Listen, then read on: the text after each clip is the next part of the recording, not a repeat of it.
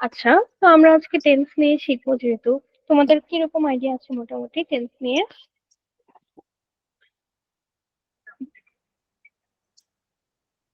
Idea আছে আমাদের tense নিয়ে? ম্যাম, টেন্স তিন প্রকার: present tense, past tense, future tense. আচ্ছা, তারপর এই তিনটা টেন্সের মধ্যে আবার চারটা করে আলাদা মানে টেন্স আছে, যেটা present, present continuous, past continuous, present indefinite, present perfect continuous. আচ্ছা, এটা একটু সিরিয়াল ওয়াইজে বলতে হবে যে present indefinite, present continuous, present perfect and present perfect continuous. এই সেম ক্যাটাগরি গুলো পাস্টের ক্ষেত্রেও আছে, ফিউচারের ক্ষেত্রেও আছে। তো সবচেয়ে বেসিক ধারণা আসলে আমাদের টেন্সে মানে ইংলিশের ক্ষেত্রে টেন্স অবশ্যই মাস্ট জানা থাকতে হবে সবার। তো আজকে আমরা আহ একদম বেসিক থেকে স্টার্ট করব, এন্ড যদি এখানে কারো বুঝতে সমস্যা হয় আমরা কোশ্চেন করব। তো চলো দেখা যাক। টেন্স ফার্স্টে আমরা বুঝি টেন্স বলতে আসে টেন্স কি আসলে। টেন্স হচ্ছে একটা আম, ধরো কাল বোঝায়।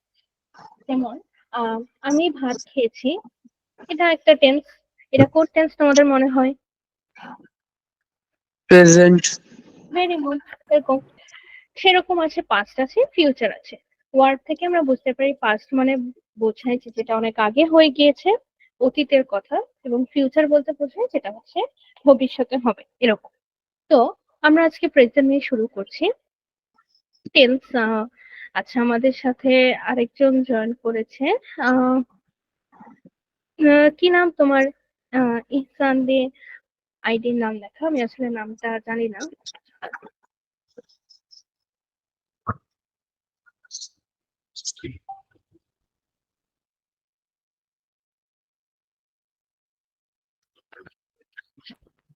আচ্ছা, আমরা পড়া কন্টিনিউ করি। তো ফার্স্টে আমরা আজকে হচ্ছে টেন্সের প্রেজেন্ট টেন্স নিয়ে শিখব। ফার্স্টে আমি বলে দিই, প্রেজেন্ট টেন্স আমাদের কয় প্রকার হয়? চার প্রকার, চারটা ক্লাসিফিকেশন আছে। সেটা হচ্ছে আমি একটু হাইলাইট করি। আহ প্রথমেই আছে প্রেজেন্ট ইনডিফিনিট, তারপর আছে প্রেজেন্ট কন্টিনিউয়াস, তারপর আছে প্রেজেন্ট পারফেক্ট। হ্যাঁ, লাস্টে আছে প্রেজেন্ট পারফেক্ট এবং পরে হচ্ছে প্রেজেন্ট পারফেক্ট কন্টিনিউয়াস। আমরা এগুলোর ফার্স্টে আজকে আমরা স্ট্রাকচার শিখবো। আহ কিভাবে মানে স্ট্রাকচার বলতে কিভাবে এটা গঠন হয় সেটা শিখবো, এক্সাম্পল শিখবো। এবং এর মাঝে যদি কোনো ব্যতিক্রম থাকে সেটা দেখবো। তো চলো শুরু করা যাক প্রেজেন্ট টেন্স দিয়ে। আমরা জানি প্রেজেন্ট টেন্স হচ্ছে বর্তমানের আহ সময়কে বোঝানো হয় যে টেন্স দিয়ে বা যে সেন্টেন্স গুলো দিয়ে। তো প্রেজেন্টের ফার্স্টেই আমাদের বেসিক যেটা আসে সেটা হচ্ছে present indefinite. Present indefinite tense কি? প্রেজেন্ট ইনডিফিনিট টেন্স হচ্ছে যেগুলো আমাদের দৈনন্দিনের রেগুলার যে কোনো সেন্টেন্স বা বিবৃতি বলতে পারি, ফ্যাক্ট বলতে পারি। যেমন আই ইট রাইস, হ্যাঁ, এটা একটা প্রেজেন্ট ইনডিফিনিট টেন্সের এক্সাম্পল হতে পারে। তার উপর আরো একটা হতে পারে যে the sun rises in the east, এটাও কিন্তু একটা প্রেজেন্ট ইনডিফিনিটের উদাহরণ। ক্লিয়ার সবাই?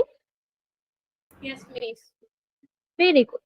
তো এরকম আমরা বলি। আচ্ছা, এর মাঝে আমরা যদি ফার্স্টেই তাকাই প্রেজেন্ট ইনডিফিনিটটা কিভাবে আমাদের স্ট্রাকচারটা কিরকম হয়।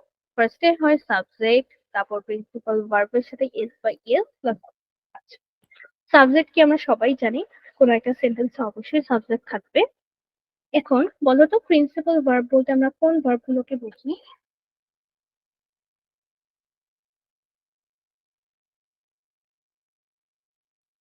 Miss main verb. Very good. Principal verb বলতে মেইনলি আমরা কোনো সেন্টেন্সের মেইন ভার্বকে বুঝি। তো মেইন ভার্বের সাথে বলেছে এস বা ইএস হবে। এটাও আমরা জানি বোধহয় যে আমরা জানি থার্ড পার্সন সিঙ্গুলার নাম্বারের সাথে এস বা ইএস হয়।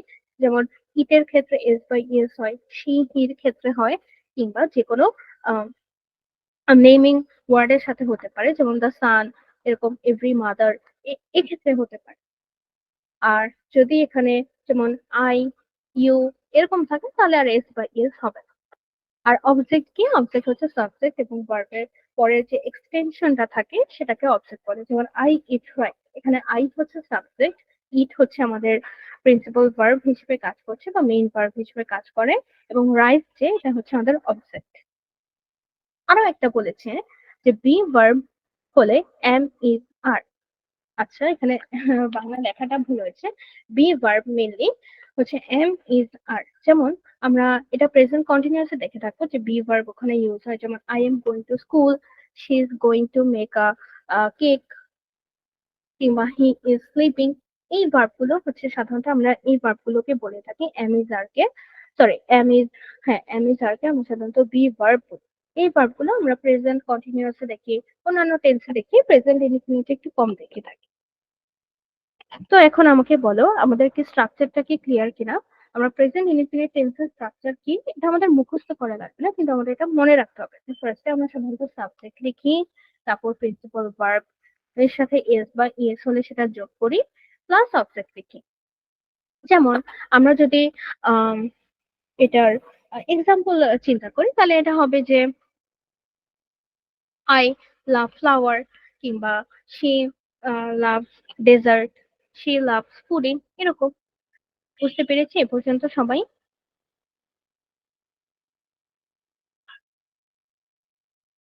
Yes, ma'am.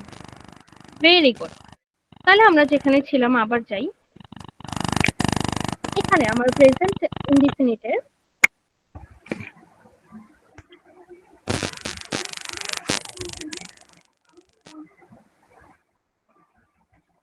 আমাদের প্রেজেন্ট ইনডিফিনিটে কয়টা স্পেশাল ক্যাটাগরি আছে। ক্যাটাগরি কি? ইউনিভার্সাল ট্রুথ বা চিরন্তন সত্য, যেটা আমাকে আমরা বলি। যেমন বার্ডস ক্যান ফ্লাই, হ্যাঁ পাখিরা উঠতে পারে, এটা একটা চিরন্তন সত্য আমাদের ক্ষেত্রে। Every mother loves her child, এটা একটা চিরন্তন সত্য। চিরন্তন সত্য যেটা সব সময় সত্য থাকবে, মানে কখনো এটা আহ মিথ্যা না। যেমন নোবডি লাইকস আ লায়ার, কেউই মিথ্যাবাদীকে পছন্দ করে না। The sun rises in the east, সূর্য পূর্ব দিকে উঠে। তো এই যে দেখো এই কথাগুলো প্রতিটাই হচ্ছে চিরন্তন সত্য, যেটাকে আমরা ইংলিশে বলে থাকি ইউনিভার্সাল ট্রুথ।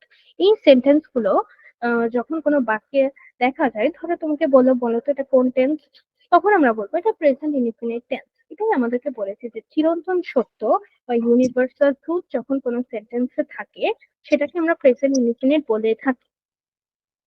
ক্লিয়ার সবাই এই পর্যন্ত? Dear ma'am. Yes. Universal truth কি বুঝতে পেরেছি? Yes, ma'am. ওকে, নেক্সট যদি আমি তাকাই সেটা হচ্ছে ইম্পারেটিভ সেন্টেন্স। আচ্ছা, আমরা যদি সেন্টেন্সের ক্লাসিফিকেশন পড়ে থাকি, পড়েছি কেউ ইম্পারেটিভ সেন্টেন্স এর কথা শুনেছেন আগে? No ma'am.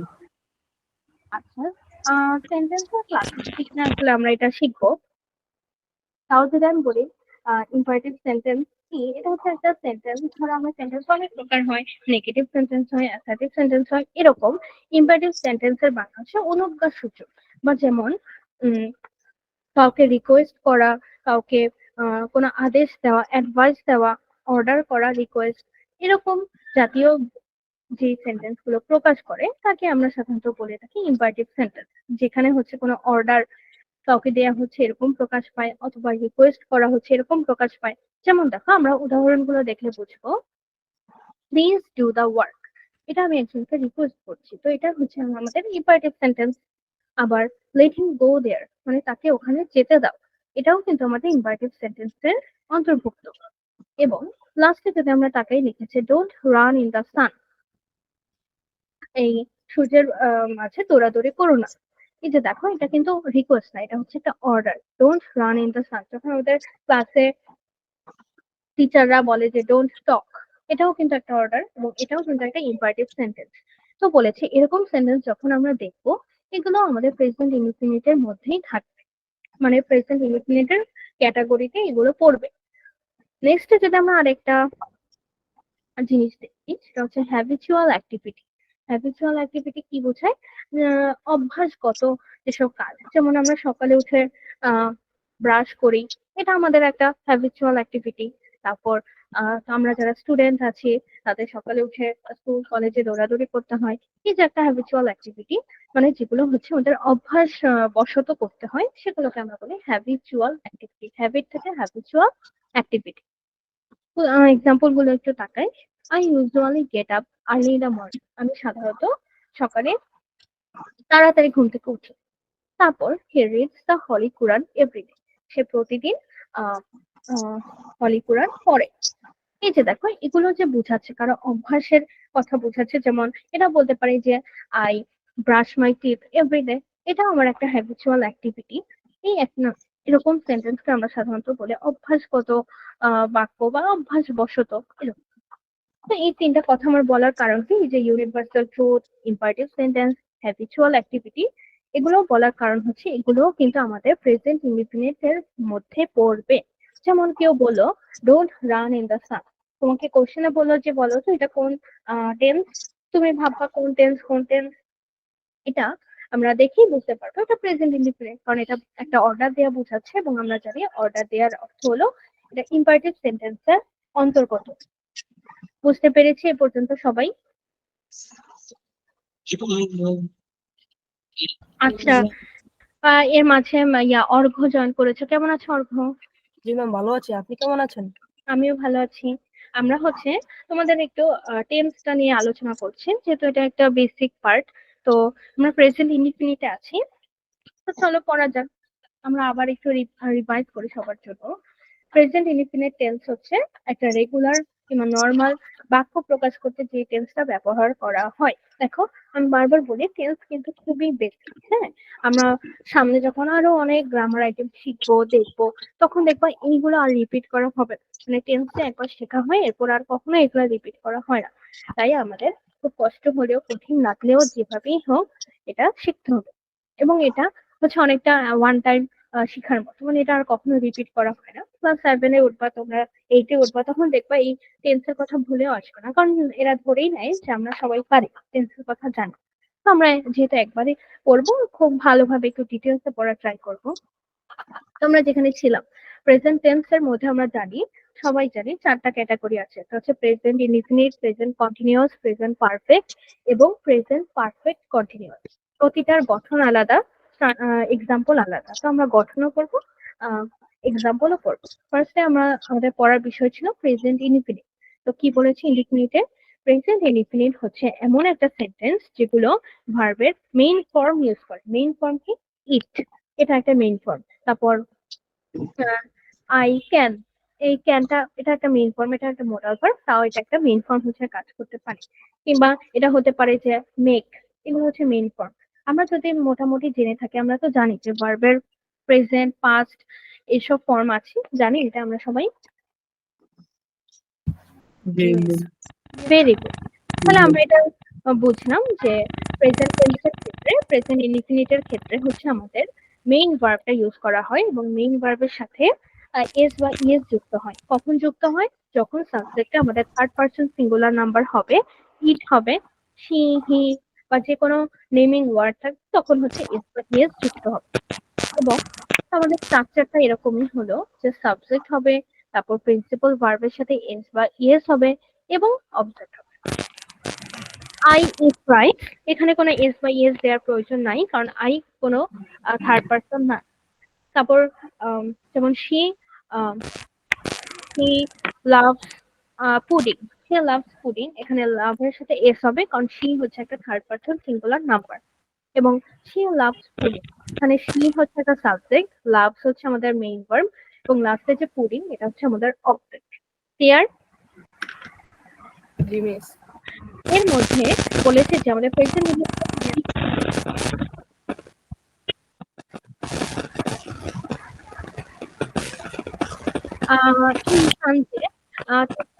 মাইকটা একটু মিউট করলে ভালো হয়।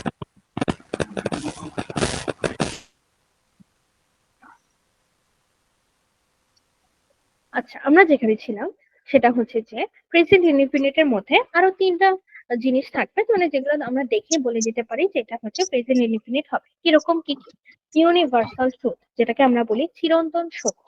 চিরন্তন সত্য যেটা সবসময় সেটাই থাকবে, কখনো বদলাবে না। যেমন the sun rises in the east, সূর্য পূর্ব দিকে উঠে, এটা অলওয়েজ সত্যি থাকবে। তো এটা হচ্ছে আমাদের একটা ইউনিভার্সাল ট্রুথ। তারপর নোবডি লাইকস আ লায়ার, কেউ মিথ্যাবাদীকে পছন্দ করে না, এটাও একটা ইউনিভার্সাল ট্রুথ। আরো একটা ট্রুথ হচ্ছে যেমন ম্যান ইজ মর্টাল, মানে মানুষ মরণশীল, মানে মানুষ অবশ্যই মারা যাবে। এটাও কিন্তু আমাদের একটা ইউনিভার্সাল ট্রুথ। এই সেন্টেন্স গুলো যখন আমরা কোথাও দেখবো, আমরা দেখে আইডেন্টিফাই করতে পারবো যেগুলো যেহেতু চিরন্তন সত্য, এগুলো যেহেতু ইউনিভার্সাল ট্রুথ, তার মানে এগুলো প্রেজেন্ট ইনডিফিনিট হবে। নেক্সট যদি আমি তাকাই, সেটা হচ্ছে ইম্পারেটিভ সেন্টেন্স। আমরা হয়তো এখনো সেন্টেন্সের ক্যাটাগরি সবাই ভালো মতো পড়িনি, এটা আমাদের মোটামুটি একটা ইম্পর্টেন্ট টপিক হতে পারে। তো সেন্টেন্সের ক্যাটাগরিতে আমরা দেখবো এখানে অ্যাসার্টিভ আছে, নেগেটিভ আছে, ইন্টারোগেটিভ আছে, এবং আরো একটা আছে সেটা হচ্ছে ইম্পারেটিভ। ইম্পারেটিভ সেন্টেন্স মানে বোঝায় অনুজ্ঞা সূচক। অনুজ্ঞা মানে যেই বাক্যের দ্বারা আহ কাউকে অনুরোধ করা বোঝায়, আদেশ দেয়া বোঝায়, এরকম বিভিন্ন কমান্ড দেয়া বোঝায়, তাকে আমরা বলি ইম্পারেটিভ সেন্টেন্স। যেমন আমাদের টিচাররা যখন ক্লাসে বলে ডোন্ট টক কিংবা ডোন্ট শাউট, এরকম যখন বলে এটা একটা আদেশ। তো এটা হচ্ছে ডোন্ট, এরকম একটা আদেশ ধরো হতে পারে ডোন্ট রান ইন দা সান, এই সূর্যের মধ্যে দৌড়াদৌড়ি করো না, কিংবা প্লিজ ডু দা ওয়ার্ক। এটা কিন্তু একটা রিকোয়েস্ট, যেহেতু আমি প্লিজ বলেছি তো এটা একটা রিকোয়েস্ট বোঝাচ্ছে। কিংবা লেট হিম গো দেয়ার, তাকে ওখানে যেতে দাও, এটাও কিন্তু আমি যে তাকে বলছি যে তাকে ওখানে যেতে দাও, এটা অনেকটা অনুরোধের মতোই প্রকাশ পায়। তো এরকম সেন্টেন্স গুলো হচ্ছে আমাদের ইম্পারেটিভ সেন্টেন্সের মধ্যে থাকবে। এটা আমরা কেন শিখছি? এই সেন্টেন্স গুলো দেখলে আমরা বুঝবো যেগুলো হচ্ছে আমাদের প্রেজেন্ট ইনডিফিনিটের মধ্যে পড়ে। নেক্সট যদি আমরা যাই, সেটা হচ্ছে হ্যাবিচুয়াল অ্যাক্টিভিটি। হ্যাবিচুয়াল অ্যাক্টিভিটি কি? অভ্যাস বশত যে কাজগুলো, যেমন I usually get up early in the morning, he reads the holy Quran every day, কিংবা I brush my teeth every day. এরকম এগুলো হচ্ছে আমাদের হ্যাবিচুয়াল অ্যাক্টিভিটি বা অভ্যাস বশত যে কাজগুলো, তাকে আমরা বলি হ্যাবিচুয়াল অ্যাক্টিভিটি। তো এই সেন্টেন্স গুলো আমরা কেন শেখানো হয়েছে, কারণ এগুলো দেখে আমরা বলতে পারবো যেগুলো সব প্রেজেন্ট ইনডিফিনিটের মধ্যে পড়ে। প্রেজেন্ট ইনডিফিনিট সম্পর্কে আর কারো কোনো প্রবলেম আছে?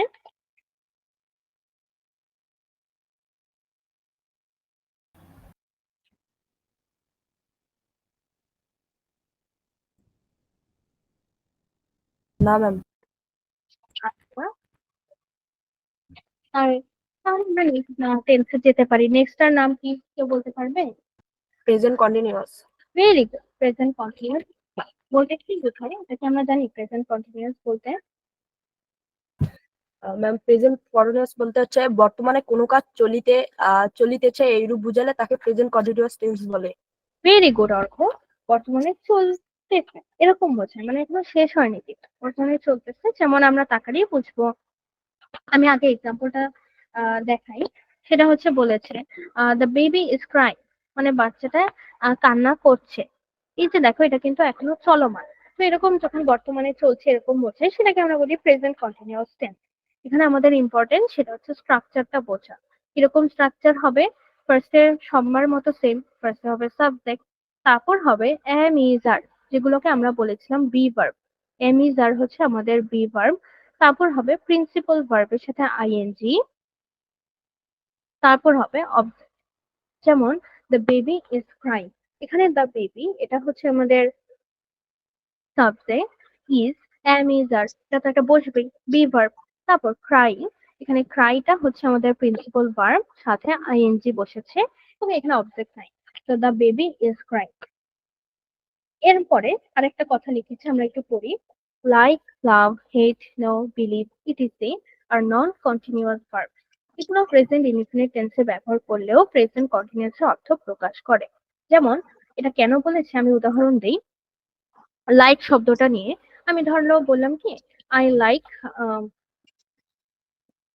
I like walking in the afternoon. এরকম আমি ধর একটা কথা বললাম। এই ভার্ব গুলো যে আমি বুঝিয়েছি প্রেজেন্ট ইনডিফিনিটে, সরি মানে এটা আমি লিখেছি হচ্ছে প্রেজেন্ট ইনডিফিনিটে, কিন্তু এটা বুঝাচ্ছে প্রেজেন্ট কন্টিনিউয়াস এর মতো। যেমন I like walking in the afternoon, এটা ফার্স্টে শুনে মনে হবে যে এটা প্রেজেন্ট ইনডিফিনিট বোঝাচ্ছে কিনা, কিন্তু আসলে এটা কন্টিনিউয়াস এর মতো অর্থ প্রকাশ করে। বাট নট অলওয়েজ, সবসময় না, মাঝে মাঝে। তো এটা আমাদের জন্য নট সো ইম্পর্টেন্ট। আমরা এতটুকুতে ফোকাস করি। সেটা হচ্ছে যে সাবজেক্ট হবে ফার্স্টে, এরপর এম ইজ আর বা যে কোনো বি ভার্ব হবে। বি ভার্বের পর প্রিন্সিপাল ভার্বের সাথে আইএনজি বসবে। এটা অবশ্যই মাস্ট যে এখানে আইএনজি বসতে হবে। কারণ আইএনজি দেখেই অনেক সময় আইডেন্টিফাই করা যায় যেটা কি প্রেজেন্ট কন্টিনিউয়াস নাকি প্রেজেন্ট ইনডিফিনিট। ক্লিয়ার এই পর্যন্ত? জি ম্যাম। কারো প্রবলেম থাকলে আমরা বলতে পারি যে আমি এটা বুঝিনি, ওটা বুঝিনি। No ma'am. ওকে, তো নেক্সট আমরা যাই, সেটা হচ্ছে প্রেজেন্ট পারফেক্ট। খুবই সুন্দর। এমন কাজকে বোঝায় সেটা কি, সেটা আগে শুরু হয়েছে কিন্তু এখনো চলতেছে, এখনো চলমান, এরকম যদি বোঝায় তাহলে সেটাকে আমরা বলি present perfect tense. Present perfect টেন্সের স্ট্রাকচারটা খুব মজাদার। সাবজেক্ট হবে ফার্স্টে, তারপর হ্যাজ বা হ্যাভ হবে, তারপর প্রিন্সিপাল ভার্ব হবে, কিন্তু ভার্বটা কোন ফর্মে? পাস্ট পার্টিসিপল ফর্মে প্লাস অবজেক্ট। পাস্ট পার্টিসিপল যেটাকে আমরা বলি V3 ফর্ম। আমরা কি চিনি V3 ফর্ম কোনগুলো? Yes please. আচ্ছা, তাহলে অর্ঘ আমাকে একটা এক্সাম্পল দাও তো V3 ফর্মের। যেমন হচ্ছে গো ওয়েন্ট গন। গন। গো, ওয়েন্ট, গন, ইট, এট, ইটেন, এরকম। তো কেউ যদি আমরা এগুলো না বুঝি বা বুঝতে পারছি না V3 ফর্ম কোনগুলো, আমাদের বাসায় যদি কোনো গ্রামার বুকস থাকে সেখান থেকে আমরা দেখে নিতে পারবো। তোমরা দেখবে যেখানে ভার্বের ফর্ম একটা টপিক থাকে, তাও যদি আমরা খুঁজে না পাই নেক্সট ক্লাসে অবশ্যই আমরা একটু গুগল থেকে দেখা ট্রাই করব, ঠিক আছে? তা আজকে আমরা যেখানে ছিলাম আবার যাই। The government has taken care of the food crisis issue. মানে যে খাদ্য সংকট, গভর্নমেন্ট কি করছে, ফুড খাদ্য সংকটের যেই সমস্যাটা ছিল সেটা খুব ভালোভাবে সমাধান করেছে। দেখো তিনি হচ্ছে করেছে, মানে যেটা এই ফুড ক্রাইসিসের সমস্যাটা আগে থেকে শুরু ছিল, এখনো চলছে, এবং এটা হচ্ছে আগে থেকে এখন আহ মোটামুটি একটা পর্যায়ে আনা গেছে। আসলে এই এক্সাম্পলটা একটু হার্ড, আমরা যদি আরেকটু ইজি করে বলি, যেমন আমরা বলতে পারি I have eaten my lunch, মানে আমি আমার লাঞ্চ শেষ করেছি। দেখো এই লাঞ্চ খাওয়া আমি শুরু করেছি ধরো 5 মিনিট আগে, এই যে এখন শেষ করছি, এটা পূর্বে শুরু হয়ে এখনো চলছে বা চলমান, এরকম জিনিসটাকে আমরা বলি হচ্ছে প্রেজেন্ট পারফেক্ট। তো তোমরা বলবে লাঞ্চ খাওয়া তো শেষ, তাহলে এটা কিভাবে চলমান হলো? দেখো লাঞ্চ খাওয়া শেষ কিন্তু এরপরে কি কিছু হয়েছে কিনা, লাঞ্চের পর কি আমি ঘুমিয়েছি কিনা, বেড়াতে গিয়েছি কিনা, এরকম কিছুই বলা হয়নি। তার মানে বোঝাচ্ছে যে পূর্বে শুরু হয়ে কাজটা এখনো চলমান, এরকম যদি বোঝায় তাহলে সেটাকে আমরা বলি প্রেজেন্ট পারফেক্ট। প্রেজেন্ট পারফেক্ট বলতে আমি আবার রিপিট করছি, পূর্বে শুরু হয়ে বর্তমানেও চলমান। এবং এটা স্ট্রাকচার কিরকম হবে? স্ট্রাকচার বলতে গঠন, মানে যখনই আমাদের ধরো এরকম একটা, ধরো তুমি বললো কি আমি আজকে একটা প্রেজেন্ট পারফেক্ট এক্সাম্পল নিজে বানাবো, তো কি করব? প্রথমে আমি একটা সাবজেক্ট চুজ করব, যেমন শি দিলাম বা হি দিলাম, তারপর হ্যাজ বা হ্যাভ। আমরা জানি যেহেতু সাবজেক্টটা আমি থার্ড পার্সন নিয়েছি, এখানে ভার্ব হিসেবে আমি হ্যাজ নিব, যেমন শি হ্যাজ। তারপর প্রিন্সিপাল ভার্ব কি নিতে পারি? তারপর ধরো ডান নিলাম, ডু, ডিড, ডান, মানে করা। She has done her homework, object হিসেবে আমি লিখলাম যে she has done her homework, মানে কি তার হোমওয়ার্কটা সে মাত্র কমপ্লিট করেছে। এরকম বুঝলে এই সেন্টেন্স গুলোকে আমরা বলি প্রেজেন্ট পারফেক্ট টেন্স। এ পর্যন্ত ক্লিয়ার কিনা বলো তো? জি মিস। নেক্সট আমরা যদি যাই প্রেজেন্ট পারফেক্ট কন্টিনিউয়াস, এটা একটু অন্যরকম বাট ইজি।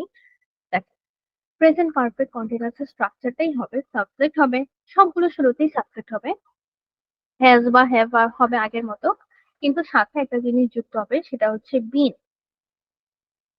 তারপর তো নর্মাল ভার্বের সাথে আইএনজি হবে। আইএনজি কেন হবে? কারণ আমরা জানি কন্টিনিউয়াস থাকলেই কিন্তু ভার্বের সাথে আইএনজি হয়। প্রেজেন্ট কন্টিনিউয়াস আমরা এটা দেখিয়েছি। তারপর অবজেক্ট হবে, তারপর সিন্স বা ফর হবে, প্লাস টাইম লিমিট হবে। টাইম লিমিট বলতে কি, আমরা উদাহরণ থেকে এটা বুঝবো। এখানে দেখো আমাদের অনেকগুলো নতুন নতুন শব্দ অ্যাড হয়েছে। আমরা স্ট্রাকচারটা আসলে মুখস্থ করে ট্রাই করবো না, আমরা যদি এক্সাম্পল দেখি তাহলে অনায়াসে বোঝা যাবে। পয়েন্ট অফ টাইম বলতে বোঝাচ্ছে, ধরো তুমি বললা কি আজকে সকাল থেকে বৃষ্টি হচ্ছে, আর আরেকজন বললো যে আজকে সকাল 9টা থেকে বৃষ্টি হচ্ছে। সকাল থেকে বৃষ্টি হচ্ছে, এখানে আমি টাইমটা নির্দিষ্ট করে বলি না, আমি শুধু বলেছি সকাল থেকে বৃষ্টি হচ্ছে। আর কেউ বলেছে সকাল 9টা থেকে বৃষ্টি হচ্ছে। যখন আমি এরকম টাইমটা উল্লেখ করে দিব না বা নির্দিষ্ট করে দিব না, তখন হবে সিন্স। যেমন সকাল থেকে বৃষ্টি হচ্ছে, এটাকে যদি আমি লিখতে চাই, আমি বলতাম যে it has been raining since morning. সকাল থেকে বৃষ্টি হচ্ছে। আর যদি আমি বলতে চাই যে সকাল 9টা থেকে বৃষ্টি হচ্ছে, আমি এক্সাক্ট করে বলতে চাই, তাহলে আমি বলতাম it has been raining for 9 বা 3 আওয়ার্স বলতে পারি, বা ফর 9 AM এভাবে বলতে পারি। 3 ঘন্টা যাবত বৃষ্টি হচ্ছে। নির্দিষ্ট করে যদি আমি উল্লেখ না করে দিই যে কতক্ষণ, তাহলে হবে সিন্স। যদি নির্দিষ্ট করেই দিই তাহলে হবে ফর। আমি তোমাকে উদাহরণটা দেখাচ্ছি, তাহলে আমরা বুঝতে পারবো। যেমন he has been working here for 3 hours. First আমরা তাকাবো, এটা হচ্ছে সাবজেক্ট, এই যে হ্যাজ বা হ্যাভ হবে, তারপর বিন হবে, তারপর ভার্বের সাথে আইএনজি হবে, তারপর অবজেক্ট, এবং তারপরে বলেছিল সিন্স বা ফর হবে। দেখো এখানে নির্দিষ্ট করে যে কতক্ষণ ধরে, 3 ঘন্টা ধরে, 5 ঘন্টা ধরে, নাকি বা 2 বছর ধরে, এরকম যদি নির্দিষ্ট একটা টাইম বলে দেয় যে এত বছর যাবত, তাহলে আমরা সেখানে ফর লিখি এবং পরে সেই টাইম লিমিটটা রেখে দিই, যেমন 3 আওয়ার্স। কিংবা তুমি যদি এখানে আরেকটা উদাহরণ দেখো, এটাও খুব সুন্দর, আমরা বুঝতে পারবো। He has been working here since 2016। এখানে সিন্স কেন হলো, তুমি বলবা যে এখানেও তো নির্দিষ্ট করে বললো যে 2016। দেখো এখানে আমাদের খুব সুন্দর করে লিখে দিয়েছে যে পয়েন্ট অফ টাইম বা সিন্স। পয়েন্ট অফ টাইম যখন বুঝাবে তখনই আমরা সিন্স লিখবো। মানে 2016 হতে বা 2017 হতে বা সকাল হতে দুপুর হতে কোন একটা সময় শুরু বলে দিয়েছে, শেষ নাই, এরকম বোঝালে আমরা সাধারণত সিন্স লিখি। কিন্তু ডিউরেশন, ডিউরেশন বলতে কি, আমি ধরো আমি 5 মাস ধরে ক্লাস 6-এ আছি, এই যে দেখো আমি 5 মাস ধরে এরকম বোঝাচ্ছি যে সে 3 ঘন্টা যাবত এখানে কাজ করছে, 3 ঘন্টা যাবত 5 মাস ধরে, এরকম যখন আমি বুঝাই কোন একটা আহ সময়ের লিমিটটা আমি আহ বলে দিই, তখন হবে আমার ফর। এটাকে আমরা বুঝতে পারছি কেউ? জি মিস।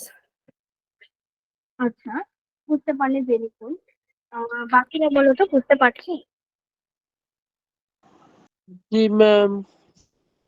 আচ্ছা, তাহলে এবার বলো যে ধরো আমি বললাম আম, আজকে সকাল থেকে বৃষ্টি হচ্ছে। এটাকে আমি যদি প্রেজেন্ট পারফেক্ট কন্টিনিউয়াস এ লিখতাম, কি লিখতাম বলো তো একটু? It had been raining since morning. Very good. এই যে দেখো আমরা তার মানে বুঝতে পেরেছি সিন্স হবে এখানে, এখানে কিন্তু ফর হবে না। কিংবা ধরো আমি এটা বললাম যে আমি আহ, আমি 5 মাস ধরে ইংলিশ শিখছি। এটাকে আমরা কি লিখবো বলো তো? জি ম্যাম, আরেকবার বলবেন? আমি 5 মাস ধরে ইংলিশ শিখছি। I has been I have learning has been learning English since না for ম্যাম কতদিন বলছেন তো এটা? 5 মাস For 5 hours. না, 5 months. হ্যাঁ হ্যাঁ। আচ্ছা, এখানে ইন্দ্রনীল তোমার একটা ভুল হয়েছে, কি এখানে আই হ্যাভ বিন হবে, হ্যাঁ, এখানে জি। হ্যাজ হবে না, কিন্তু এখানে হবে হ্যাভ। তো বোঝা গেল তোমাদের মোটামুটি ক্লিয়ার আছে। তো ভেরি গুড। নেক্সট আমরা যাবো, নেক্সট আরো কি পাস্ট টেন্স, সেটা আমাদের ফার্স্টে খুব ভয় লাগে, ওয়াজ হবে না ওয়ার হবে, কিন্তু পরে পড়লে আর কি ইজি হয়। তো পাস্টের ক্ষেত্রে আমরা জানি সেম ক্লাসিফিকেশন সবার ক্ষেত্রে হবে, শুরুই হবে পাস্ট ইনডিফিনিট দিয়ে। পাস্ট ইনডিফিনিট কি? পাস্ট ইনডিফিনিট হচ্ছে পূর্বে ঘটেছে এমন যে কোনো ঘটনা। অ্যাসার্টিভ সেন্টেন্স গুলো যেমন my brother did well in the exam, আমার ভাই এক্সামে খুব ভালো করেছিল। এই যে দেখো করেছিল, হয়েছিল, এরকম বোঝালে এটা হবে পাস্ট ইনডিফিনিট। আমরা আসলে মুখস্থ মানে স্ট্রাকচারটা দেখার আগে এক্সাম্পলটা দেখবো, তাহলে বেশ ভালো বুঝবো। নেক্সটে বলেছে আরেকটা উদাহরণ দিল, ধরো আচ্ছা ওটা একটু হার্ড এক্সাম্পল, আমরা ওটা পরে দেখছি, আগে পাঁচ ইনডিফিনিটটা দেখে নেই। পাস্ট ইনডিফিনিট কিরকম হবে? শুরুতেই সাবজেক্ট হবে, তারপর past form of principal verb হবে। আচ্ছা, past form of principal verb মানে হচ্ছে ভি টু। যেমন ইটের পাস্ট ফর্ম হচ্ছে এট, এরকম আই এট রাইস মানে আমি ভাত খেয়েছিলাম, এরকম। আমাদের V two, V three, V one এগুলো একটু মুখস্থ রাখতে হবে, এটা কিন্তু খুব ইম্পর্টেন্ট এক্ষেত্রে এই ভার্বের ফর্ম গুলো মনে রাখা। নেক্সট হচ্ছে অবজেক্ট, যেমন মাই ব্রাদার, এটা হচ্ছে এখানে সাবজেক্ট। ডিন, এটা হচ্ছে আমাদের পাস্ট ফর্ম। ডিড এর প্রেজেন্ট ফর্ম হচ্ছে ডু এবং পাস্ট পার্টিসিপল ফর্ম হচ্ছে ডান। তারপর ওয়েল ইন দা এক্সাম, এটা হচ্ছে আমাদের অবজেক্ট।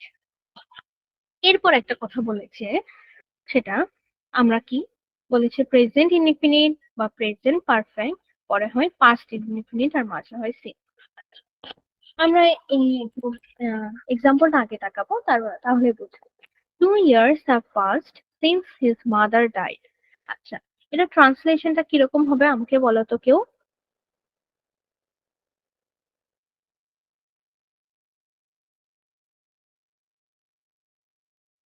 পারবো কেউ বলতে?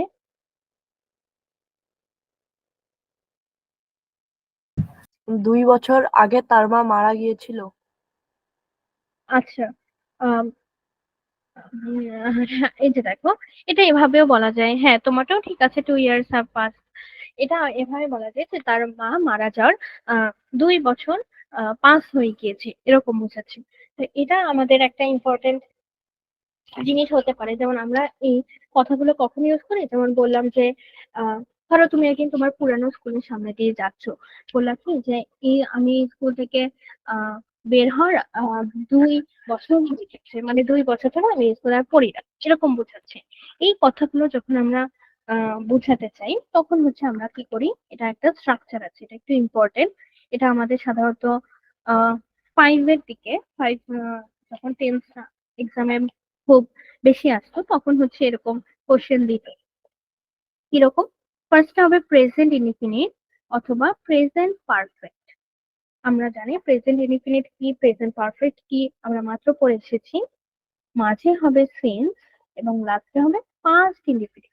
যেমন তোমরা হয়তো এরকম সেন্টেন্স কখনো শুনেছো কিনা যে ডাক্তার আসার আগেই রোগী মারা গিয়েছে, এরকম সেন্টেন্স শুনেছি আমরা কখনো? জি ম্যাম। আচ্ছা, তাহলে যেহেতু শুনেছি এটাকে আমাকে বলো তো, এটা আমরা এভাবে লিখতে তাহলে কিভাবে লিখতাম?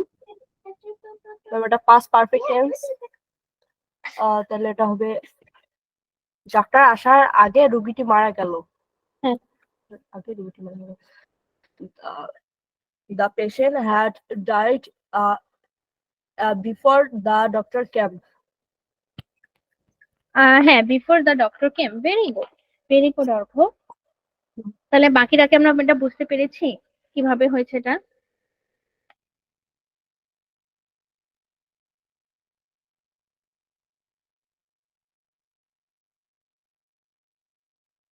জি ম্যাম।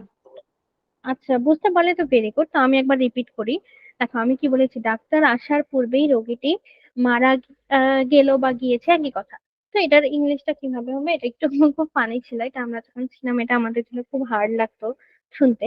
দেখো, দেখো, ডাক্তার আসার আগে রোগীটি মারা গিয়েছে, দুইটাই কিন্তু আসলে আমাদের পাস্ট টেন্সের কথাই বোঝাচ্ছে। তো এটার যেহেতু দুইটাই পাস্ট টেন্স, দেখো কোনটা আগে হয়েছে। ডাক্তার আসার আগে রোগী মারা গিয়েছে মানে রোগী আগে মারা গেছে, তারপর হচ্ছে ডাক্তার আসে, কোনো কাজ হয়নি। তো যেই কাজটা আগে হয়েছে সেটাকে আমরা আগে লিখবো। কি হয়েছে? রোগীটা মারা গেছে, এটাকে যদি আমি লিখতে চাই আমরা লিখবো দ্য পেশেন্ট হ্যাড ডাইড। কেন লিখবো পেশেন্ট হ্যাড ডাইড? এটা পাস্ট পারফেক্ট টেন্সে লিখবো। এটা হচ্ছে দুইটা কাজের মধ্যে যেটা আগে হবে সেটাকে আমরা লিখবো হচ্ছে পাস্ট পারফেক্ট। এবং তারপর কি হয়েছে, তারপর বলেছে যে রোগী ডাক্তার আসার পূর্বে রোগী মারা গেছে, মানে ডাক্তার পরে এসেছে। তো এটাকে আমরা লিখতে পারি পরে যে before the doctor came. Clear এই পর্যন্ত আমরা? The patient had died before the doctor came.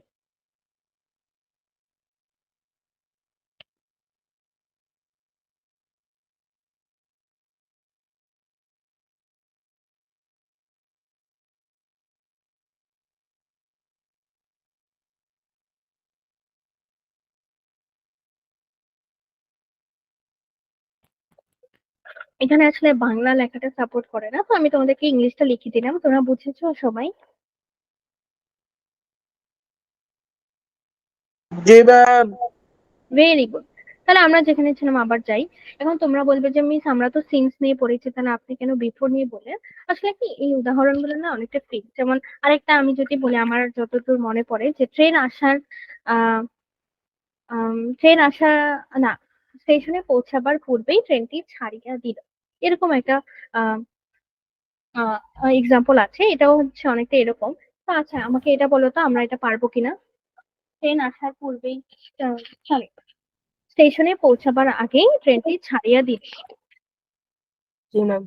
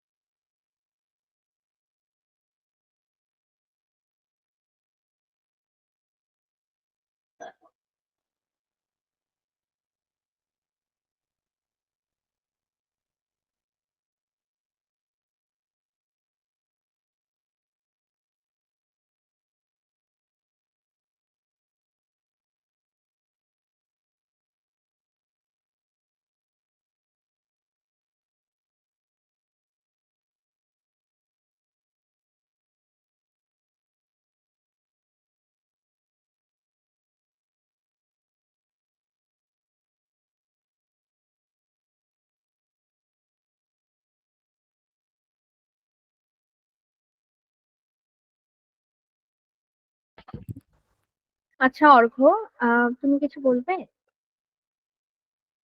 Ma'am কথা বলা কথা শোনা যাচ্ছিল না তো এই জন্য। ও আচ্ছা আচ্ছা, ঠিক আছে। আহ আমরা কি ওটা করেছি ওটা? জি ম্যাম। আচ্ছা তাহলে বলো তো কি লিখেছি।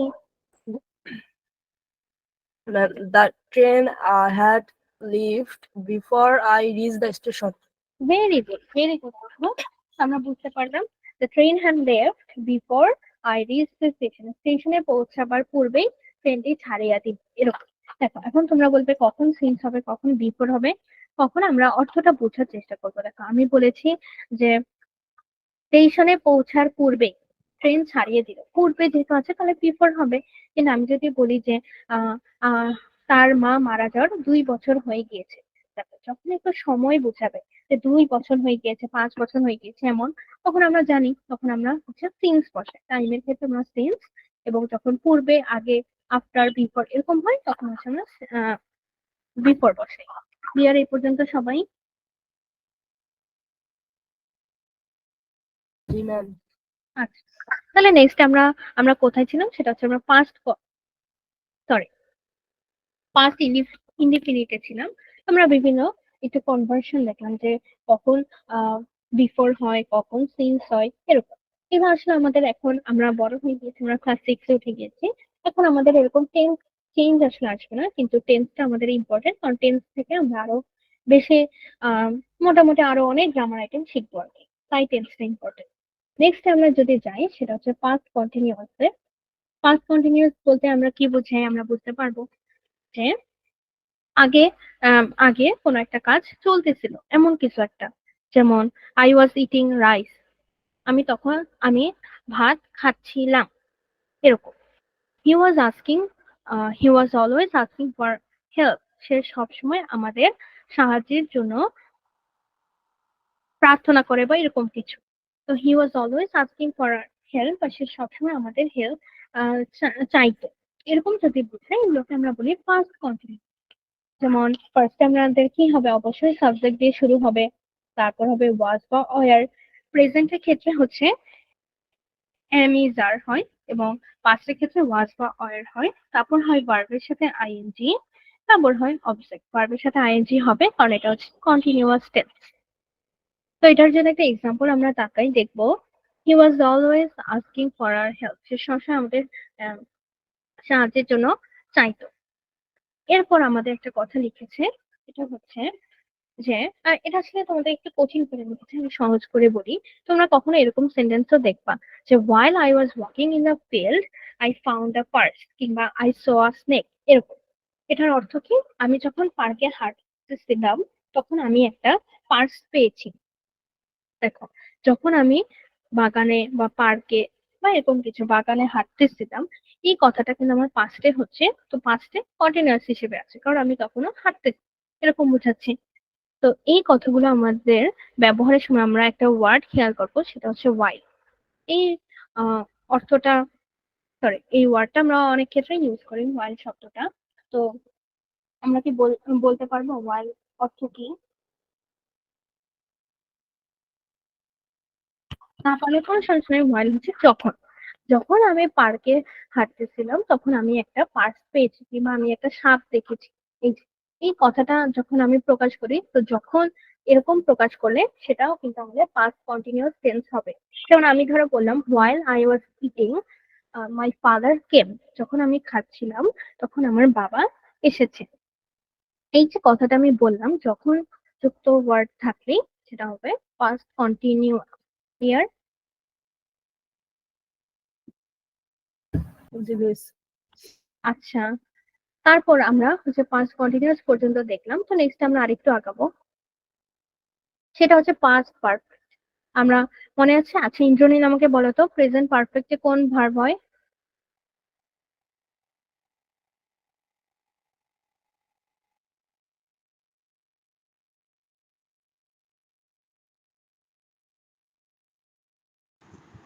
am, is, are, was, were, present পারফেক্টে, পারফেক্টে had, হ্যাঁ না, হ্যাভ অথবা have, I have done my homework, এরকম আর কি। আচ্ছা সরি পুরোপুরি আচ্ছা, একটু মনোযোগ দিতে হবে। তো চলো আমরা যেখানে ছিলাম ওখানে হয় হ্যাভ অথবা হ্যাজ, এবং পাস্ট পারফেক্ট এর ক্ষেত্রে সবচেয়ে ইজি, কারণ এখানে জানি আমরা একটা ভার্বই হবে, সেটা হচ্ছে হ্যাড। দেখো, এর মধ্যেও একটু গরমিল আছে। ওই যে আমরা যে তখন পড়েছিলাম যে বিফোর, সিন্স, আমরা পাস্ট ইনডিফিনিটের ক্ষেত্রে পড়ে আসছিলাম, ডাক্তার আসার আগে রোগী মারা গিয়েছে, এরকম। এখানেও এরকম কিছু সেন্টেন্স আছে। আমরা ওখানে হয়তো যদি না বুঝে থাকি এখন বুঝতে পারবো। কি বলেছে স্ট্রাকচার ওয়ানে যদি আমি তাকাই, subject plus had plus past participle of principal verb plus object. আচ্ছা, কি বলছে আমরা বুঝতে পারছি না, কিন্তু আমরা এরকম সেন্টেন্স সলভ করেছি। যেমন আমি বলি, আহ, আচ্ছা ট্রেনেরটাই আমি বলি, the train had left before I reach the station. এটার মানে হচ্ছে স্টেশনে পৌঁছাবার পূর্বেই ট্রেনটি ছাড়িয়া দিল। এই কথাটাকে যদি আমি পাস্ট পারফেক্ট এভাবে রুলস মেনে লিখতাম তাহলে কি হতো, একই কথা হতো, the train had left. The train হচ্ছে আমাদের subject, had left before I came to the station. বুঝতে পারছি বা আমরা এটা যে আমরা সলভ করেছি, জি ম্যাম। এটাই আমাদেরকে বলেছে যে এইভাবে বিফোর দিয়ে লেখাটা, এই স্ট্রাকচারটা আমাদের পাস্ট পারফেক্ট এর মধ্যেও পড়ে। কেউ চাইলে পাস্ট ইনডিফিনিটে কেন অ্যাড করেছে, কারণ এই যে দেখো, এটার বিফোর এর পরের অংশ হয় পাস্ট ইনডিফিনিট, সামনের অংশ হয় পাস্ট পারফেক্ট। এই যে এখানে আমাদের একটা ইম্পর্টেন্ট ওয়ার্ড আছে, সেটা হচ্ছে বিফোর। বিফোর এর পরের অংশ হয় পাস্ট ইনডিফিনিট, সামনের অংশ হয় পাস্ট পারফেক্ট। তো এটা আমরা ধরো কখনো এরকম আসলে যে ডক্টর আসার পূর্বে রোগী মারা গিয়েছে, তুমি বলবা যে কোনটা জানি পাস্ট পারফেক্টে হয়, কোনটা জানি পাস্ট ইনডিফিনিটে হয়। এটা এই যে মনে পড়বে যে ডক্টর আসার আগে রোগী মারা গিয়েছে, কে কোন কাজটা আগে হয়েছে, রোগী মারা যাওয়াটা, তো এটা হবে the patient had died before the doctor কেম। এটা আমাদের হচ্ছে স্ট্রাকচার ওয়ান। স্ট্রাকচার ওয়ান বলতে বোঝাচ্ছে যে এইভাবে আমরা সেন্টেন্স ক্রিয়েট করি। নেক্সট আরেকটা স্ট্রাকচার আছে, চাইলে আমরা এটাও লিখতে পারি যে past indefinite plus after plus blah blah blah. এখন দেখো এটাকে যদি আমি লিখি যে ডাক্তার আসার পরে রোগী মারা গিয়েছে, তাহলে কিন্তু দেখো অর্থটা অন্যরকম হয়ে যায়। আগে ছিল ডাক্তার আসার আগেই ডাক্তার আসার পূর্বেই রোগী মারা গিয়েছে, আর এবার যদি আমি বলি ডাক্তার আসার পরে রোগী মারা গিয়েছে, এখানে কিন্তু একটা আফটার আছে এবং এখানে কিন্তু সেন্টেন্সটাও একটু চেঞ্জ হবে। আমাকে কে বলতে পারবে যে এখানে সেন্টেন্সটা কি হবে যদি আমি বলি ডাক্তার আসার পরে রোগী মারা গিয়েছে? The patient died after the patient died after the doctor came. After the doctor had come. Very good, doctor had come. এখানে আমরা Come. আগেই বলেছি যে কাজটা আগে হয় সেটা আমরা পাস্ট ইনডিফিনিটে বা শুরুতে লিখি এবং আফটার দিয়ে পরের অংশটা লিখি। ভেরি গুড অর্ঘ। তার মানে বোঝা যাচ্ছে অর্ঘ কিন্তু ক্লাসে খুব মনোযোগী, ও কিন্তু প্রতিটা অ্যান্সার দিচ্ছে। বাকিদেরও কিন্তু একটু মনোযোগী হতে হবে। তো আমরা যেখানে ছিলাম আমরা বুঝতে পারলাম বিফোর কখন হয়, আফটার কখন হয়। ফার্স্টে হচ্ছে সাবজেক্ট প্লাস হ্যাড। এটা আমি আবার একটু রিপিট করি কারণ এটা আমাদের আমার টাইমে আর কি এটা একটু কঠিন লাগতো, তো তোমাদের কঠিন লাগছে কিনা আমি বুঝতে পারছি না। আমি তাও একটু রিপিট করি। দেখো স্ট্রাকচার ওয়ানে বলেছে যে সাবজেক্ট, আমরা স্ট্রাকচারটা আসলে মুখস্থ করবো না কেউ, মনে রাখবো যে প্রথমে হয় পাস্ট পারফেক্ট, পরে হয় পাস্ট ইনডিফিনিট। কখন হয়? যখন দুইটা কাজ ধরো একসাথে চলমান, এরকম বোঝাচ্ছে। ডাক্তার আসার পূর্বে রোগী মারা গিয়েছে, এরকম যদি বলে দেখো কোন কাজটা আগে হয়েছে? রোগী মারা যাওয়াটা আগে হয়েছে। তো আমরা এই যে এখানে লিখতে পারি the patient had died before the doctor came. The doctor কেম কেন আমি ইনডিফিনিটে লিখেছি? এই যে দেখো বিফোর এর পরে সব সময় পাস্ট ইনডিফিনিট হবে এবং শুরুতে কোন কাজটা হবে? যে কাজটা আগে হয়েছে। ডাক্তার আসার পূর্বে রোগী মারা গেছে, এটা যেহেতু আমরা বুঝতে পারছি যে রোগী আগে মারা গেছে, তারপর হচ্ছে ডক্টর আসে। তো এই জন্য রোগী মারা যাওয়াটা আমাদের শুরুতে থাকবে, পরে হচ্ছে ডক্টর আসবে। তোমাদের আসলে বাংলা আর ইংলিশ দুটা একবারে কম্বাইন করে ভাবতে হবে যে কোনটা আমি লিখছি, লেখার পরে একবার দেখতে হবে যে ঠিকঠাক লিখছি কিনা। যেমন সেকেন্ডে আমি আরেকটা বলেছিলাম যে ডাক্তার আসার পরে রোগী মারা গিয়েছে, এটা তো নর্মাল, ডাক্তার আসার পরে মারা গিয়েছে। তো এটা কি হবে? আমাকে অর্ঘ বলেছে, অর্ঘ একটু না, এবার আমাকে ইন্দ্রনীল বলো তো কি হবে?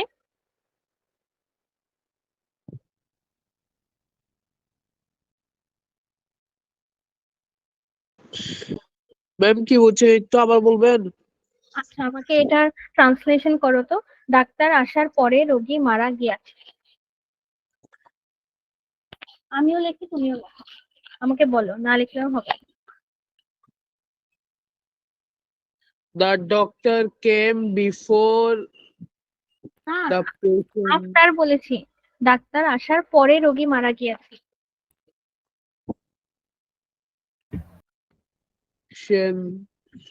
had died before the doctor came. আচ্ছা না, ভুল হয়েছে ইন্দ্রনীল, আমার কথা শোনো। দেখো তুমি যেটা বলছো ওটা শুরুরটা ছিল। হ্যাঁ, আমরা স্ট্রাকচার ওয়ান কিন্তু পাস করেছি। আমি বলেছি যে আগে আমার কথা মনোযোগ দিয়ে শোনো, এবার পুরো অ্যান্সার কিন্তু তুমিই দেবা। ডাক্তার আসার পূর্বে রোগী মারা গিয়েছে, আমাকে এখন বলো কোন কাজটা আগে হয়েছে? ডাক্তার আসা নাকি রোগী মারা যাওয়া? রোগী মারা যাওয়া। Very good. তো যেহেতু রোগী মারা গিয়েছে, দেখো আমাদের স্ট্রাকচারের দিকে দেখো, বলেছে বিফোর। বিফোর মানে কি? পূর্বে। পূর্বের আগে কোন অংশটা বসাবো আমি বলেছি যে এই কাজটা আগে হয়েছে। তুমি মাত্র বলো কোন কাজটা আগে হয়েছিল, বলো তো।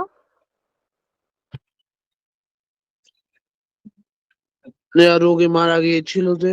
হ্যাঁ, তো এটাকে তুমি স্ট্রাকচার অনুযায়ী বসাও তো। ফার্স্টে সাবজেক্ট দিবা, হ্যাড দিবা, V3 ফর্ম বসাবা। Patient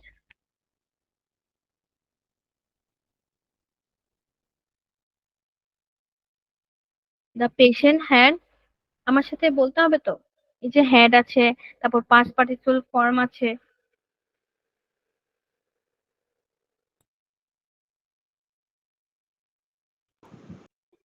The patient had died হ্যাঁ, ভেরি গুড। দ্য before হ্যাঁ, বিফোর।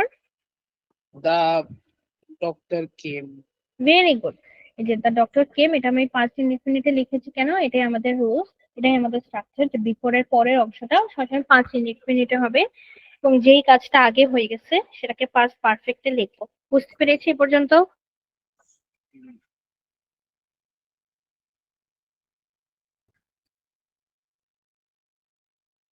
বুঝেছি কিনা বলো ইন্দ্রনীল। জি ম্যাম। আচ্ছা, তাহলে নেক্সট এটা আমাকে তুমি অ্যান্সার দিবা। আমি বলছি, তুমি এখন আমাকে বলবা যে ডাক্তার আসার পরে রোগী মারা গিয়েছে। এটা কিন্তু আগেরটার মতো না।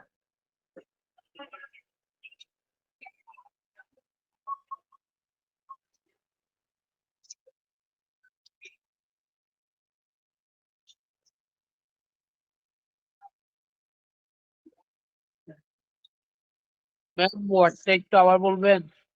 হ্যাঁ, ডাক্তার আসার পরে রোগী মারা গিয়েছে।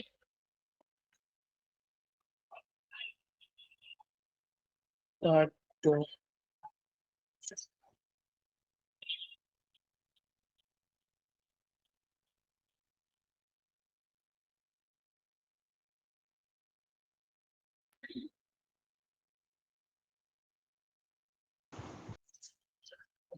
The doctor came before the patient died. আচ্ছা, ভুল গেছে ইসরায়েলের, কোনো সমস্যা নেই, বাট তোমার আগে বুঝতে হবে যে কি হচ্ছে। দেখো, আমরা যখন পড়িয়েছি তখন তুমি কইছিলাম আমাকে, এই রুলসটা আমরা তখন পড়েছিলাম আসলে, যে যখন আমাদের আফটার যুক্ত কোনো ওয়ার্ড বলবে বা পরে হয়েছে এমন কোনো কথা বলবে, তখন তো আমরা বুঝতেই পারছি যে আফটার বসবে, তখন আর বিফোর বসানো যাবে না। যে ডাক্তার আসার পর রোগী মারা গিয়েছে, এখানে তো আর বিফোর এর কাজ নেই। কিন্তু এখানে পাস্ট ইনডিফিনিট কোনটা হবে, পাস্ট পারফেক্ট কোনটা হবে, এটা তো আমাদের বুঝতে হবে। কারণ পাস্ট ইনডিফিনিট কোনটা হবে, যেই কাজটা আগে হয়েছে, এবং যেই কাজটা পরে হয়েছে সেটা হবে পাস্ট পারফেক্টে, মানে প্রথমটার উল্টাটা অনেকটা। এখন তুমি আমাকে এই স্ট্রাকচারটা দেখে বলো তো, আবার চেষ্টা করো। ডাক্তার আসার পরে রোগী মারা গিয়েছে।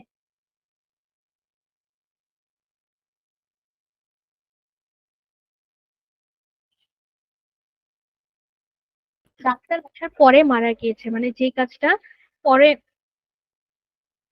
হয়েছে সেটা আমরা আগে লিখবো। এখন আফটারের আগে লিখবো।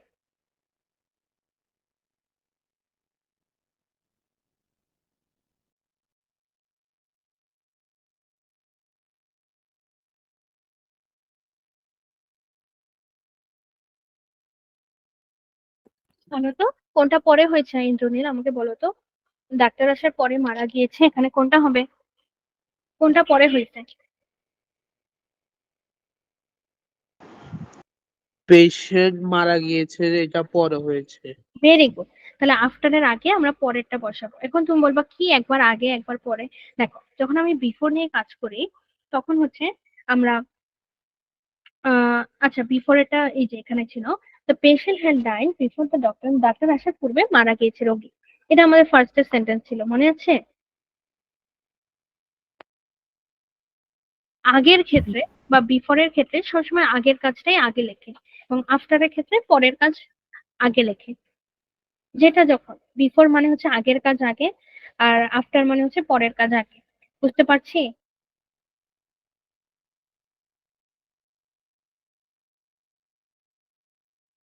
ম্যাম। বলো বুঝতে পারছি কিনা। জি ম্যাম। আচ্ছা, তাহলে এবার বলি ডাক্তার আসার পরে রোগী মারা গিয়েছে, এটা কি হবে?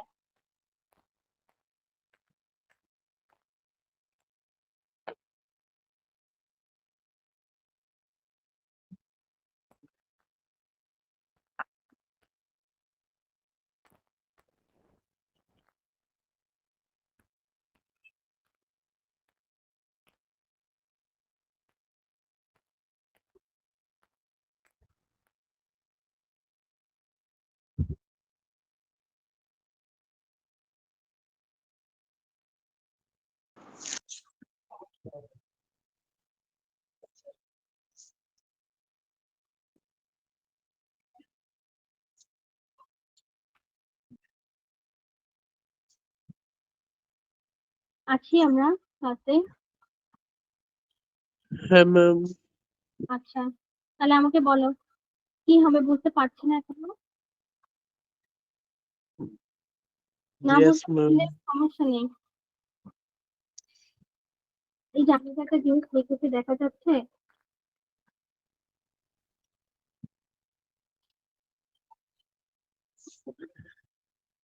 The patient died after the doctor had came. হ্যাঁ কাকা, হ্যাঁ কি Had ফর্ম come. তো তাই। আচ্ছা, এখন আমাকে বলো কেন এটা লিখেছি, এটারও তো একটা কারণ আছে। The patient died after the doctor had come, এটার অর্থ কি আমাকে বলো তো ইন্দ্রনীল?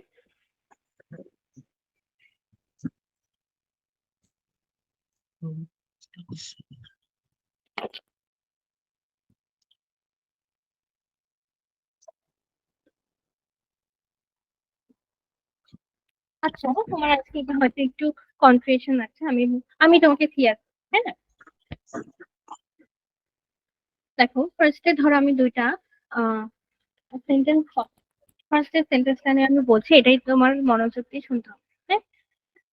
ইন্দ্রনীল আমাকে এখন সবগুলোর অ্যান্সার করবা। আমি বললাম যে ডাক্তার আসার পূর্বে রোগী মারা গিয়েছে, এখানে কি বিফোর হবে না আফটার হবে বলো তো? Before. ভেরি গুড, বিফোর হবে।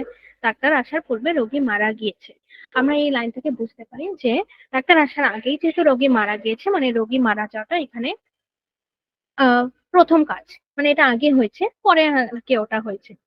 তো যেহেতু এটা আগে হয়েছে, সে আগের কাজটা আমরা লিখবো দ্য পেশেন্ট, এটাকে যদি আমি লিখি তবে দ্য পেশেন্ট হ্যাড ডাইড। হ্যাঁ, এখানে আসলে বাংলাটা শো করছে না, তো আমি ইংলিশটা বলছি। The patient had died before the doctor কেম। এখন তুমি বলবা যে যে মিস এখানে কেন এটা হলো, যে আসার পূর্বে এখানে হ্যাড ডাইট কেন হলো, শুধু ডাইট কেন হলো না?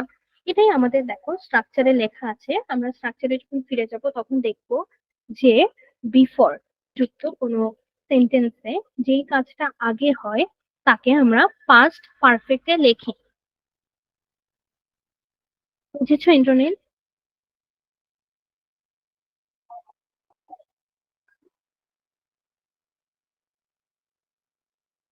বিফোর যুক্ত শব্দ যেখানে পূর্বে থাকে বা ইংলিশে বিফোর বলি আমরা, সেখানে যে কাজটা আগে হবে সেটাকে আমরা পাস্ট পারফেক্টে লিখবো, এটা মাথায় থাকবে।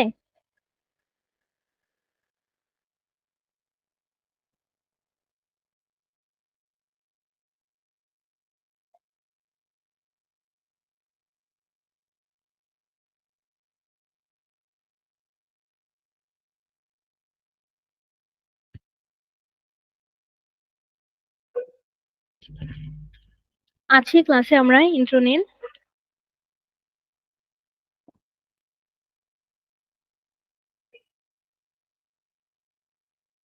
জি ম্যাম। আচ্ছা, আমি কি বলেছি তুমি কি বুঝতে পেরেছো? এই যে দেখো আমি যে দুইটা সেন্টেন্স লিখেছি, লাস্টের সেন্টেন্সটা আগে বলো, এই যে ডাক্তার আসার পূর্বে রোগী মারা গিয়েছে, the patient had died before the doctor কেম। এখন তুমি বলো যে বিফোর এর আগে কেন আমি পাস্ট পারফেক্টে লিখলাম? এই যে আমি বললাম আমাদের নিয়ম অনুযায়ী বিফোর যুক্ত শব্দে যে কাজটা আগে হবে, যেহেতু রোগী আগে মারা গেছে তারপরে ডক্টর আসছে, এই কাজটা আগে হবে সেটাকে আমরা সব সময় পাস্ট পারফেক্টে লিখবো। বুঝতে পেরেছি এতটুকু? জি ম্যাম। এবং যে অংশটা বাকি থাকবে, যে বিফোর দ্য ডক্টর কেম, পরে ডক্টর আসে, বা ওই যে ডক্টর আসার পূর্বে রোগী মারা গিয়েছে, মানে ডক্টরের ব্যাপারটা পরে ঘটেছে, তো সেটা আমরা পাস্ট ইনডিফিনিটে লিখবো। আমাদের আসলে এটা মনে রাখা লাগবে না যে কোনটা পাস্ট ইনডিফিনিট কোনটা পাস্ট পারফেক্ট, শুধু এটা মনে রাখো যেই কাজটা বিফোরের ক্ষেত্রে আগে হবে সেটাকেই পাস্ট পারফেক্টে লিখে দিব। এখন আমাকে বলো যে এরপরে আমি আরেকটা সেন্টেন্স উপরে লিখেছি, এই সেন্টেন্সটা কিন্তু প্রথমটা থেকে আলাদা, একটু অন্যরকম। লিখেছে যে ডাক্তার আসার পরে রোগী মারা গিয়েছে, মানে হচ্ছে ডাক্তার এসেছে, চিকিৎসা করেছে, তারপর রোগী মারা গিয়েছে। তো এখানে কোন কাজটা পরে হয়েছে? এখন পরের কথা কেন বলছি, কারণ এখানে আফটার আছে, তাই না?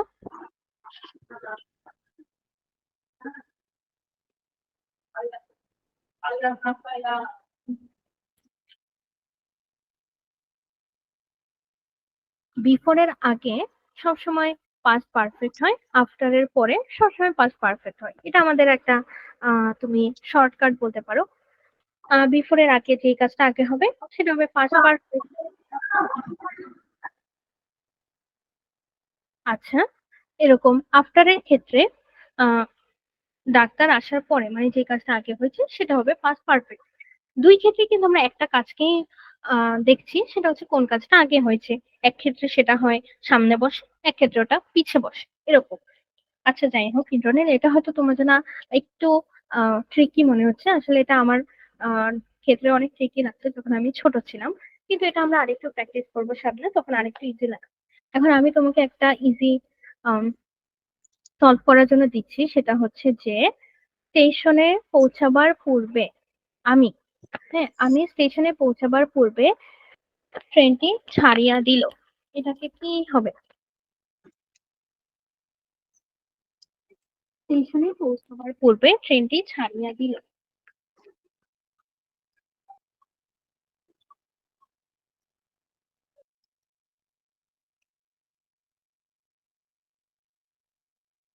আমি শুধু বিফোর দিয়ে দিচ্ছি, আজকে আমরা বিফোর দিয়ে শিখি না হয়। বলো তো, স্টেশনে পৌঁছাবার পূর্বে কি হবে আমাকে লিখে জানাও।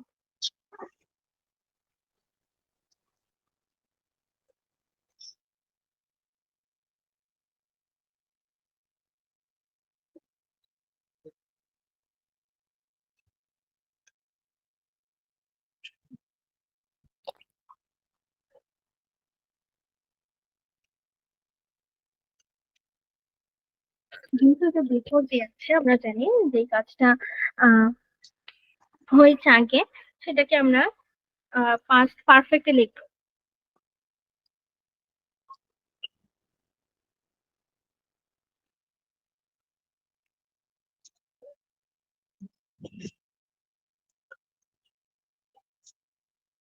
পারবো নাকি আমি সলভ করে দিব?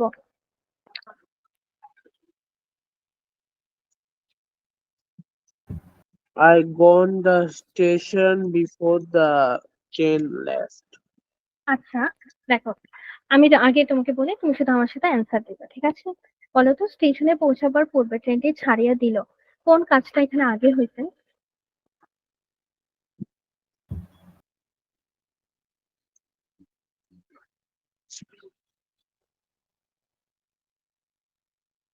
তো তুমি আমি ইংলিশ ট্রান্সলেশনটা বলবো।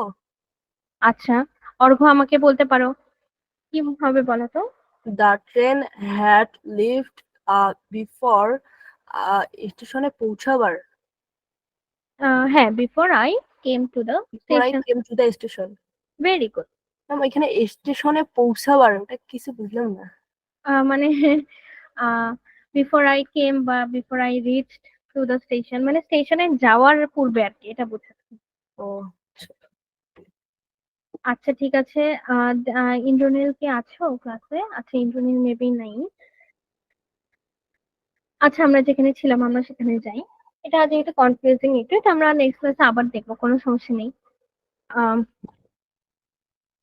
আমরা পড়েছি এই যে পাস্ট পারফেক্ট পর্যন্ত। আমার পাঁচটার মধ্যে আর একটাই ক্লাসিফিকেশন বাকি, সেটা হচ্ছে past perfect continuous.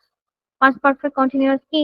Past perfect continuous হচ্ছে আহ কোন একটা নির্দিষ্ট সময় ধরে চলছিল, পূর্বে চলছিল কিন্তু নির্দিষ্ট সময় ধরে, এরকম বোঝালে সেটাকে বলে পাস্ট পারফেক্ট কন্টিনিউয়াস। এটা আমাদের স্ট্রাকচারটা খুব ইজি। ফার্স্ট হবে সাবজেক্ট, তারপর হ্যাড বিন। হ্যাড বিন কেন? ওখানে ছিল হ্যাভ বা সরি প্রেজেন্ট পারফেক্ট কন্টিনিউয়াস এর ক্ষেত্রে ছিল হ্যাভ বা হ্যাজ বিন, আর এখানে হবে হ্যাড বিন। তারপর ভার্ব প্লাস আইএনজি, এটা হবে কারণ এটা হচ্ছে একটা কন্টিনিউয়াস টেন্স। এবং লাস্টে হবে অবজেক্ট। এখন এখানে একটা ব্যাপার আছে, ওই যে ফর এবং সিন্স এর। যেমন it had been raining since morning, সকাল থেকে বৃষ্টি হচ্ছিল বা হ্যাঁ হচ্ছিল।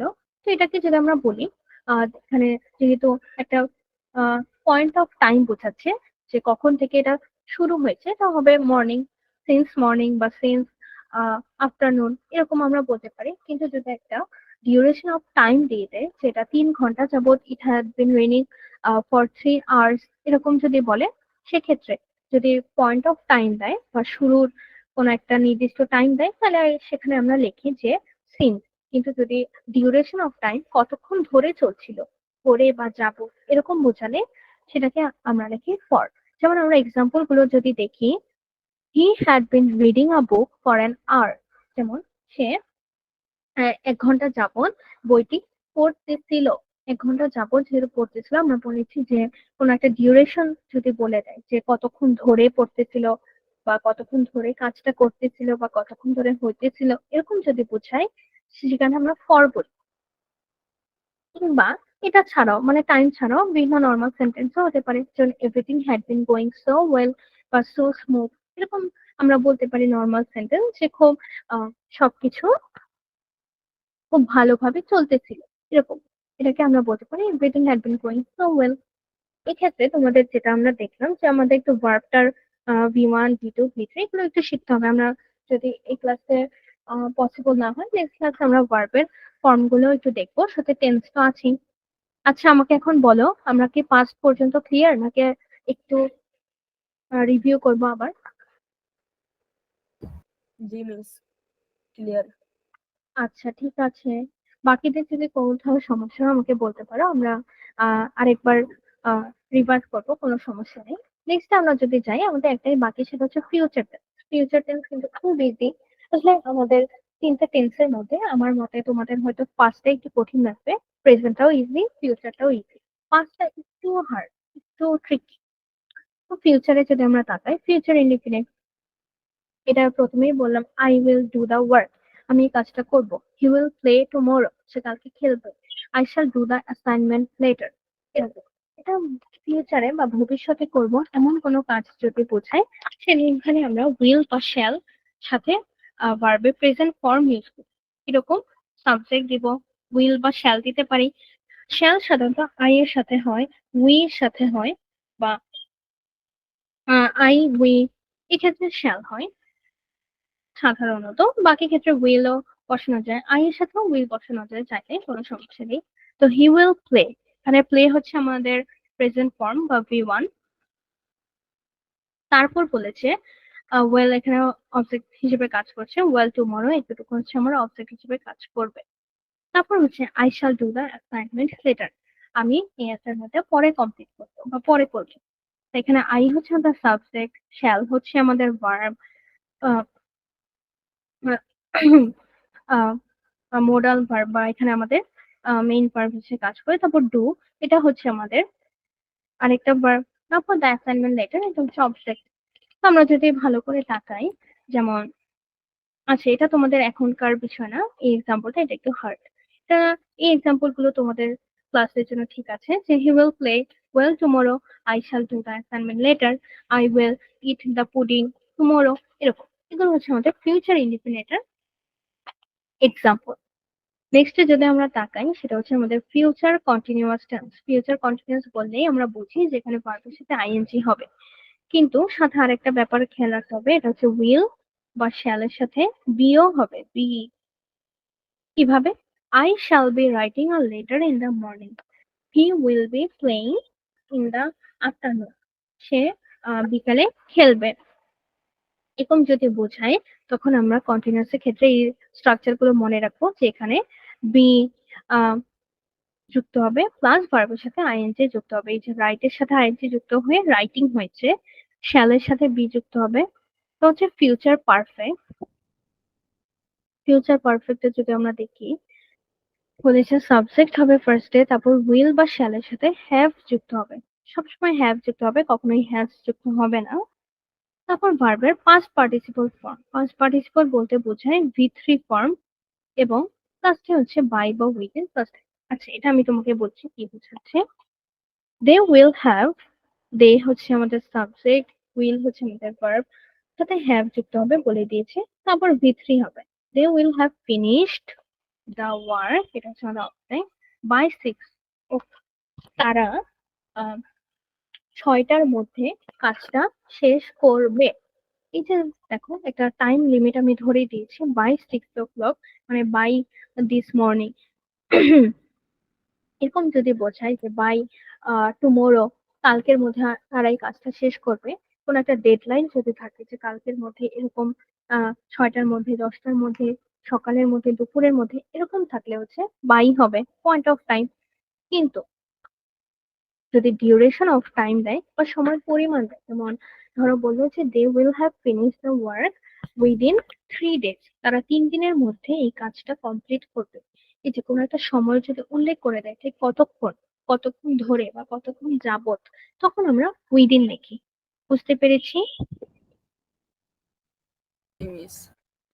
আচ্ছা, আমাদের লাস্ট একটাই আছে, সেটা আমরা দেখবো, সেটা হচ্ছে ফিউচার পারফেক্ট। আমরা দেখেছি যে এখানে উইল বা শ্যাল এর সাথে হ্যাভ হয়, আর এখানে হচ্ছে উইল বা শ্যাল এর সাথে হ্যাভ বিন হবে। হ্যাভ বিন, তারপর ভার্ব এর সাথে I N G plus object plus since বা ফর প্লাস টাইম। এটা আগেরটার মতো। We will have been waiting for 5 hours, যেহেতু এখানে কতক্ষণ ধরে এরকম বোঝাচ্ছে, তো তাই এখানে হবে টাইম, যেহেতু একটা ডিউরেশন বোঝাচ্ছে, তাই এখানে হবে ফর 5 hours। যদি বলতে যে আমি সকাল থেকে তোমার জন্য অপেক্ষা করছি, তাহলে এটা হবে যে আই উইল, সকাল থেকে তোমার জন্য অপেক্ষা করছি, তাহলে হতো I will have been waiting for, I will have been waiting since morning, আমি সকাল থেকে অপেক্ষা করব, এরকম বুঝো না? আমরা বুঝতে পেরেছি যে নির্দিষ্ট একটা পয়েন্ট অফ টাইম দিয়ে দিলে এটা হবে, নির্দিষ্ট পয়েন্ট অফ টাইম দিলে এটা হবে সিন্স। যেমন সিন্স মর্নিং, আমি সকাল থেকে তোমার জন্য ওয়েট করব, এটা হচ্ছে সিন্স। কিন্তু আমি যদি বলি আমি 3 ঘন্টা যাবত, 3 ঘন্টার 1 মিনিট হলেও আর থাকবো না, 3 ঘন্টা যাবত ওয়েট করব, এরকম বোঝালে আমার ফর হবে।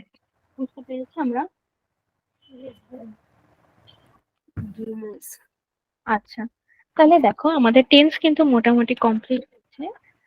নেক্সট ক্লাসে আমাদের কাজ থাকবে যে আমাদের দেখো 12টা টেন্স আছে, ফিউচার, ইনডিফিনিট, এরকম মিলায় যতটা আছে, প্রতিটার একটা করে এক্সাম্পল লিখে আনা।